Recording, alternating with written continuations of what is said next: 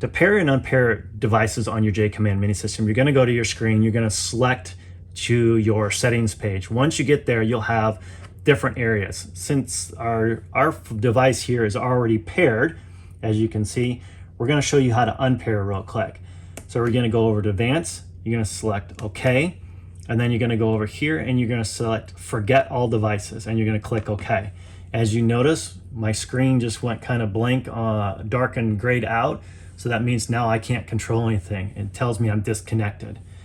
So now when I want to go in and pair, I go back here, I go to select device. So as you would show, you would open up your JAYCOMMAND app. It's going to tell you to select your device. This is what we call the large screen, the maxi system, and then we have the mini system. So as you notice, they're kind of comparable. So I'm going to select my device here. It's going to walk me through the screen. It's going to tell me what to do.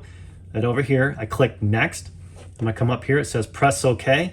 I'm going to press OK, and it's pairing. As you can see, my phone is starting to have this little search function. It's Bluetooth connecting. Now it's showing I connected there. And my phone takes a little bit longer. Now I'm on.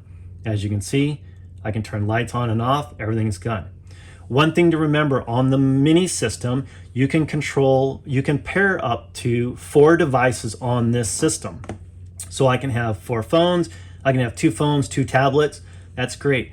If a 5th device tries to pair up to it, it's going to push the first device out. So just remember, if you have multiples and you go to put a 5th or a 6th one in, it's always going to keep pushing the very first one in. It's going to push out and only accept 4 at a time.